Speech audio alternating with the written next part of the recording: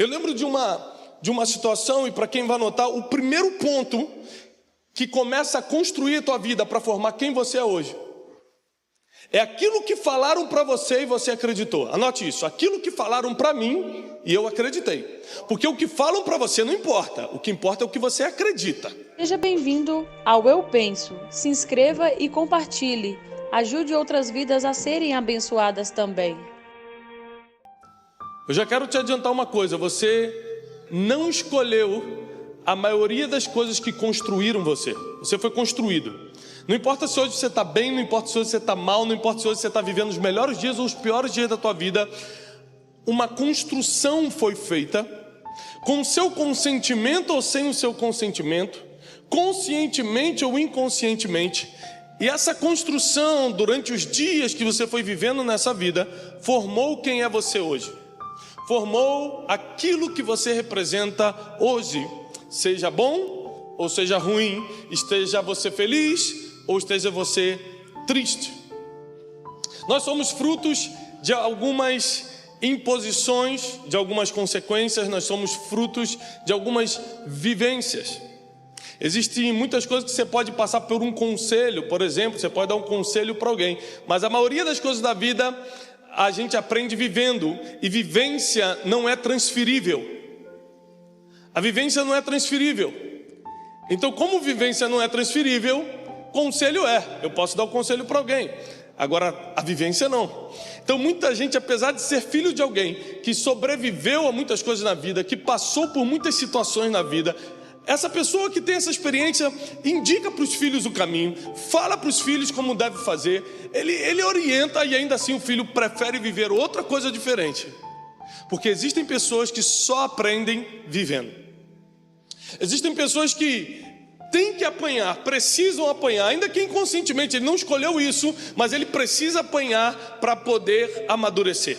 Outros, pelo conselho ou pelas direções divinas, pelos mentores que a vida nos proporciona, conseguem encontrar bons caminhos. Mas eu gostaria que você abrisse, por favor, comigo a Bíblia. Nós vamos ler o primeiro livro de Samuel, capítulo 9, versículo 21, para a gente entender a chave da mensagem de hoje. Diz assim, primeiro livro de Samuel, capítulo 9, versículo 21. Então respondeu Saul e disse: porventura não sou eu filho de Benjamim, da menor das tribos de Israel? E a minha família, a menor de todas as famílias da tribo de Benjamim. Por que, pois, me falas com semelhantes palavras? Vou lhe contextualizar.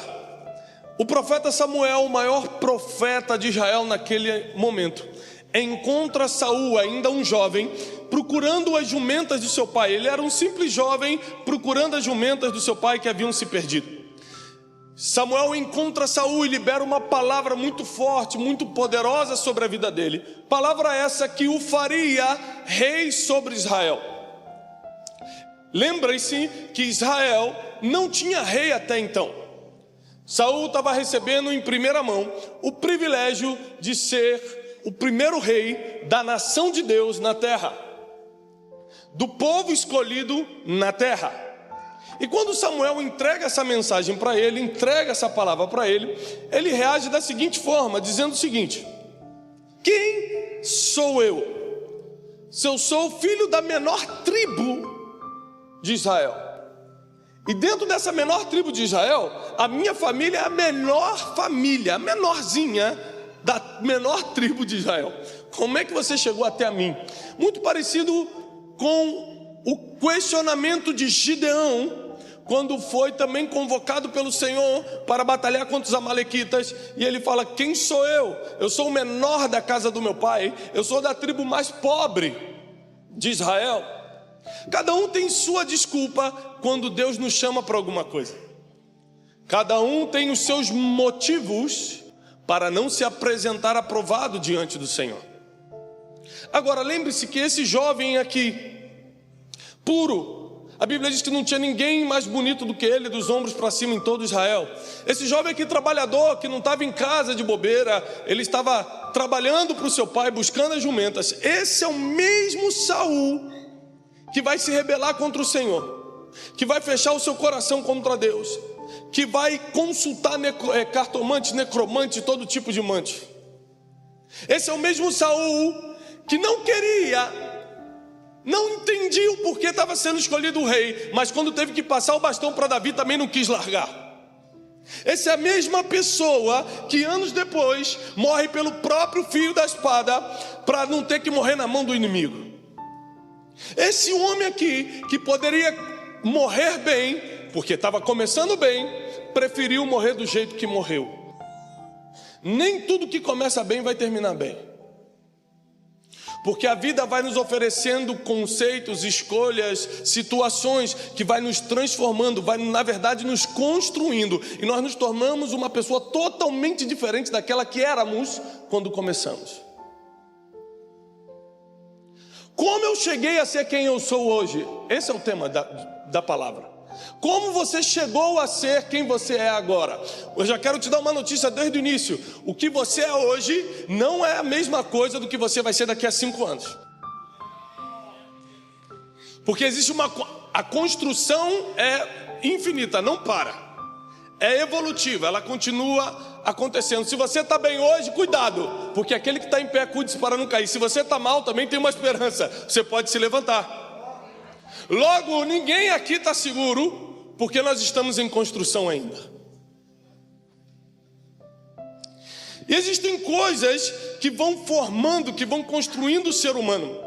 Eu quero dar alguns exemplos da minha vida particular, da minha vida pessoal, que talvez você se identifique, porque talvez você tenha passado pela mesma situação. Mas existiram coisas que me construíram para o bem e coisas que me construíram para o mal. Porque nem tudo que você recebeu durante a vida vai somar somente para o bem. Tem muita coisa que nós recebemos que nos fez uma pessoa pior do que poderíamos, ou do que deveríamos. Eu lembro de uma situação, e para quem vai notar, o primeiro ponto que começa a construir a tua vida para formar quem você é hoje é aquilo que falaram para você e você acreditou. Anote isso, aquilo que falaram para mim e eu acreditei. Porque o que falam para você não importa, o que importa é o que você acredita. E eu lembro quando eu era adolescentezinho, eu e meus irmãos, inaugurou uma loja de games na cidade. Nós morávamos no Rio de Janeiro.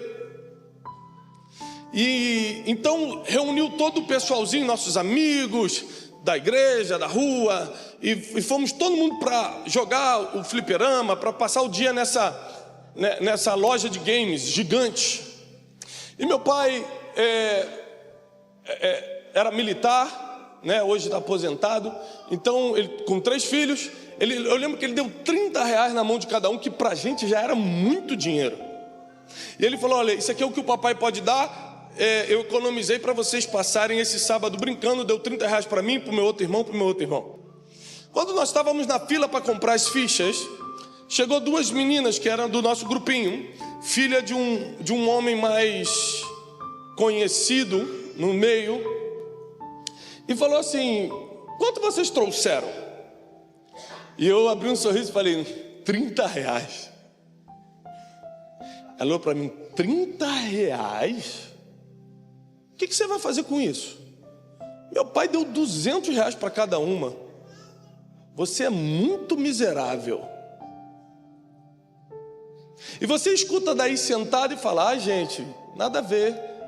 Para mim, que acreditei naquela palavra, fiquei anos pensando que era um miserável. Sendo filho de oficial superior da Marinha, eu achava que eu era pobre. Eu olhava os outros, falava assim: poxa, o fulano pode usar Nike, eu não posso. E olha o carro do ciclano. Eu comecei a me comparar, eu comecei a me remoer, eu comecei a invejar, eu comecei a me sentir o pior dos piores, porque alguém um dia lançou uma palavra para mim, às vezes sem querer, às vezes ela não queria travar uma área da minha vida, mas travou, não porque ela falou, mas porque eu acreditei. Eu acreditei na palavra que eu era um miserável. E por tempos eu vivi com cabeça de miserável, porque você se torna aquilo que acredita que é. Você se torna exatamente aquilo que é crer que é ou pode ser. Então, quando eu ganhava um dinheirinho, eu comecei a trabalhar desde cedo, eu gastava aquele dinheiro logo no primeiro dia do pagamento, porque na minha cabeça eu era um miserável. Eu tentava fazer tudo o que eu pudesse para aparecer, porque afinal de contas, um miserável precisa fazer algo para ser aceito. E uma palavra que eu acreditei formou, construiu uma parte negativa do meu caráter. Uma palavra que eu acreditei, uma. Não importa o que falo, importa o que você acredita. Agora presta atenção, nem todo mundo vai lançar palavras negativas sobre você. Alguém vai lançar às vezes uma palavra positiva, mas que não é para você. Por exemplo, eu posso dar desse mesmo exemplo que eu vou dar agora 1000, mas vou dar de um exemplo. Um grande pastor, reconhecido no nosso país, sentou comigo há um tempo atrás. Falou: Tiago, o que você está fazendo é muito especial. Deus te colocou uma unção na tua vida. Tem alguma coisa de errada até aqui? Sim ou não? Deus está te levantando no país. Amém. Tiago, você tem algo de Deus. Eu falei: amém. E eu estava pensando sobre o seu ministério. E na verdade, você é um apóstolo. Você é um homem que abre portas. Você é um homem que faz não sei o quê e tal. A minha rede apostólica gostaria de te ordenar apóstolo. Porque você é um homem que... E eu podia estar... Caramba! O pessoal fica 40 anos para virar apóstolo, eu vou virar rapidinho. Porque a ignorância bíblica faz a gente achar que um título como apóstolo é hierarquia. E não é. É um ministério. Para quem não sabe, é o que está embaixo servindo. A gente botou como hierarquia. Vem pastor, depois vem o bispo, depois vem o apóstolo, depois vem o querubim, que agora já tem gente que virou, e depois tem o vice-deus. É forte, né, Brasil? Tem. O cara assina QB ponto fulano. QB, de querubim. Humilde. Rapaz humilde. Você imagina... Se eu acreditasse nessa palavra, é uma bênção. Ele falou que eu era uma bênção para o Brasil. Também acredito. Ele falou que eu era um homem usado por Deus. Também acredito. Mas eu não acreditei que eu deveria levar um título que Deus não mandou ter. E aquela palavra não entrou no meu coração. Eu falei: não. Você imagina se hoje eu carregasse um título que Deus não mandou eu carregar. Se eu entrasse para um ministério que Deus não mandou eu fazer, provavelmente eu não estaria aqui. Eu estaria dentro de 4 paredes tentando administrar um título que alguém tentou colocar em cima de mim. Não, Deus. Porque Deus não bota peso em cima de ninguém que não possa carregar. Ou seja, não são só coisas negativas. As coisas positivas que você acredita, mas não eram para você, também vão te construir negativamente. Também vão te fazer um prédio que não está estável, não está bem alicerçado. E você pode cometer erros, aqueles mais fúteis, aqueles menorzinhos, porque você não tem uma base para recorrer quando as propostas, quando as palavras chegam. Agora presta atenção. Se isso aqui está cheio de veneno, isso aqui é uma taça de veneno. Qual o efeito que ele tem estando aqui? O veneno vai matar algum de vocês? O veneno vai me matar? E se eu fizer isso aqui?